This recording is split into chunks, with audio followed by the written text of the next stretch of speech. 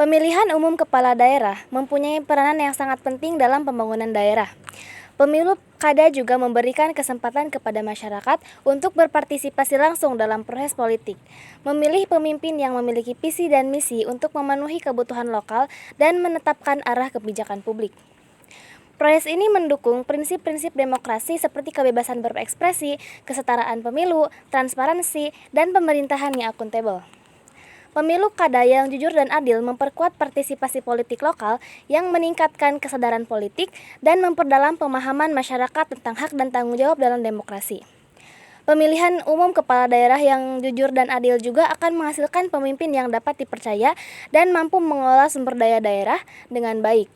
Selain itu, pemilu kada juga berperan dalam memperkuat pemerintah daerah untuk lebih mengatasi permasalahan yang ada seperti pengangguran, kemiskinan, serta mengembangkan sarana dan prasarana yang meningkatkan kualitas hidup masyarakat lokal. Bagi masyarakat, pemilu kada merupakan sarana untuk memastikan kebijakan pembangunan yang ada selaras dengan kebutuhan lokal dan meningkatkan kesejahteraan. Oleh karena itu, pemilu kada bukan hanya sekedar memilih pemimpin, namun juga merupakan proses penting untuk mencapai pembangunan daerah yang lebih baik. Tahapan pencoblosan dalam pemilihan umum kepala daerah atau pemilu kada di daerah saya melibatkan beberapa langkah yang dijalankan di tempat pemungutan suara atau TPS. Berikut beberapa tahapan utama dalam proses pencoblosan. Yang pertama, pembukaan TPS. Pembukaan TPS biasanya dibuka pada pukul 7 pagi dan selesainya itu pada pukul 1 siang.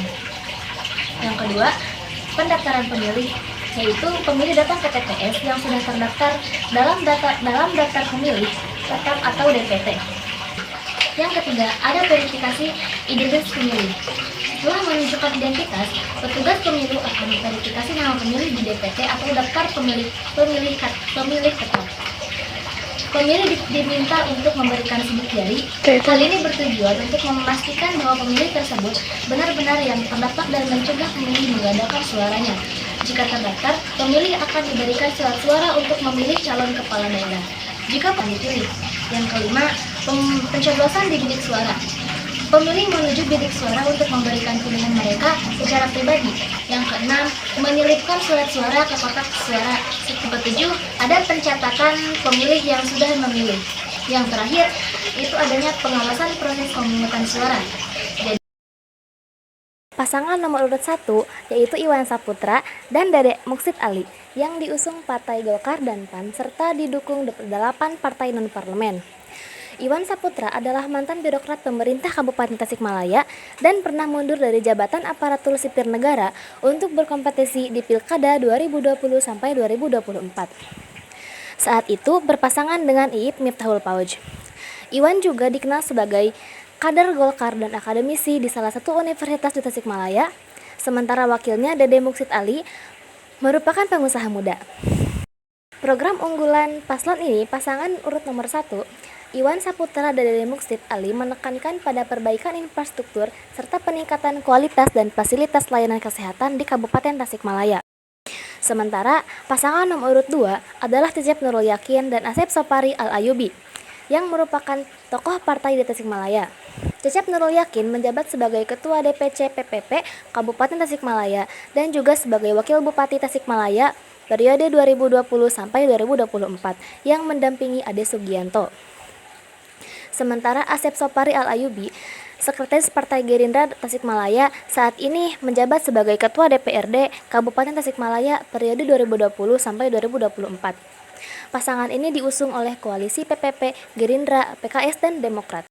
Program unggulan ini, sementara pasangan nomor urut 2, Cecep Nurul Yakin dan Asep Sopari Al-Ayubi, fokus pada pembangunan desa berbasis potensi lokal dan pemerintahan yang berpihak kepada rakyat.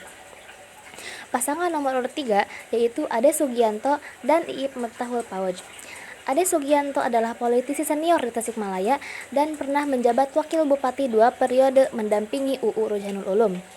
Pada Pilkada 2020 sampai 2024, Ade terpilih menjadi Bupati Tasikmalaya bersama Cecep Nurul Yakin sebagai wakilnya. Saat ini, Ade Sugianto masih menjabat sebagai Bupati yang tengah cuti kampanye dan juga Ketua DPC PDI Perjuangan Kabupaten Tasikmalaya. Sementara Iip Miftahul Pauj merupakan tokoh dari Pondok Pesantren Haur Kuning. dan menjabat sebagai Ketua Dewan Suro PKB Kabupaten Tasikmalaya. Pasangan ini diusung oleh PDI Perjuangan, PKB, dan Nasdem. Ini pasangan nomor urut 3, Ade Sugianto dan Iip Miftahul Fauj, mengusung misi peningkatan akseptabilitas dan kualitas infrastruktur, layanan dasar, serta kesejahteraan masyarakat melalui penguatan desa sebagai pusat ekonomi kerakyatan. Tingkat partisipasi masyarakat dalam pemilu kada di daerah saya sangat rendah karena daerah saya merupakan daerah yang terpencil dan bisa dikatakan juga daerah yang memiliki topografi yang sangat tinggi. Jadi masih banyak kekurangan dalam partisipasi pemilu pilkada karena stabilitas yang kurang. Hasil pemilu kada di daerah saya adalah Ade Sugianto dan Iip Miftahul Fauj yang memiliki visi misi sebagai berikut. Yaitu yang pertama visi. Visinya itu dengan semangat gotong royong mewujudkan Kabupaten Tasikmalaya yang religius atau Islami, maju dan sejahtera. Sedangkan misinya yang pertama, meningkatkan sumber daya manusia yang berkualitas, berkepribadian dan berakhlak karimah, meningkatkan stabilitas, akseptabilitas dan kualitas infrastruktur layanan dasar yang berwawasan lingkungan hidup. Yang ketiga, mewujudkan kesejahteraan masyarakat melalui penguatan desa sebagai pusat pertumbuhan ekonomi kerakyatan.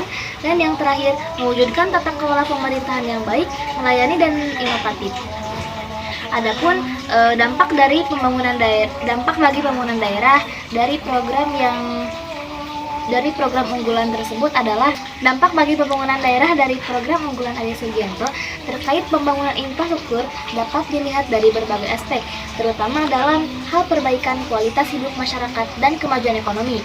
Jika kita berbicara mengenai seorang pemimpin daerah yang fokus pada pembangunan infrastruktur, dampak yang dapat terjadi di antara lainnya adalah ada dampak positif juga, ada dampak negatif. Dampak positifnya yang pertama itu peningkatan akseptabilitas, yang kedua pertumbuhan ekonomi daerah, yang ketiga peningkatan kualitas hidup, yang keempat peningkatan investasi. Dampak negatifnya yaitu kesenjangan antara daerah, kerusakan lingkungan, penggusuran warga, ketergantungan pada infrastruktur. Pemilihan kepala daerah atau pilkada di daerah Parungponteng, Tasikmalaya memiliki tantangan dan permasalahan yang khas yang bisa dipengaruhi oleh berbagai faktor politik, sosial, ekonomi, dan geografis. Yang pertama, itu adanya rendahnya pendidikan politik masyarakat. Yang kedua, adanya politik uang. Yang ketiga, partisipasi masyarakat yang sangat rendah. Dan keempat, geografi wilayah yang menantang. Untuk meningkatkan kualitas pemilihan kepala daerah atau pilkada di daerah Parungponteng, Tasikmalaya, ada beberapa saran yang bisa diterapkan, yaitu yang pertama, peningkatan infrastruktur dan akseptabilitas. Yang kedua, edukasi dan sosialisasi politik. Yang ketiga, penguatan partisipasi masyarakat. Yang keempat, pengawasan yang lebih ketat. Yang kelima, harus adanya pemberantasan politik uang dan praktik transaksional. Yang keenam, adanya pengembangan program ekonomi dan sosial. Yang ketujuh, harus meningkatkan transparansi dan akuntabilitas. Yang kedelapan, keterlibatan masyarakat dalam pengambilan keputusan. Dari video saya adalah pemilu kada merupakan bagian yang penting yang harus dilakukan oleh setiap warga negara Indonesia yang sudah genap berusia 17 tahun. Pemilu kada sangat memberikan peran yang sangat penting bagi pemilihan daerah. Tahapan pemilihan juga mengikuti tahapan yang telah ditentukan oleh pihaknya. Namun, partisipasi masyarakatnya sangat kurang karena wilayah daerahnya yang terpencil hingga menyebabkan kurang efektif dalam pelaksanaan pemilu kada tersebut. Dan juga masih banyak tantangan dan permasalahan yang harus dihadapinya. Kesan untuk pemilu kada tahun ini, saya sangat merasa senang, tapi juga gugup karena saya rasanya itu seperti sedang di sidang. Juga merasa excited karena bisa menyumbangkan hak suara meskipun takut pilihannya tidak sesuai. Sekian dari saya. Assalamualaikum warahmatullahi wabarakatuh.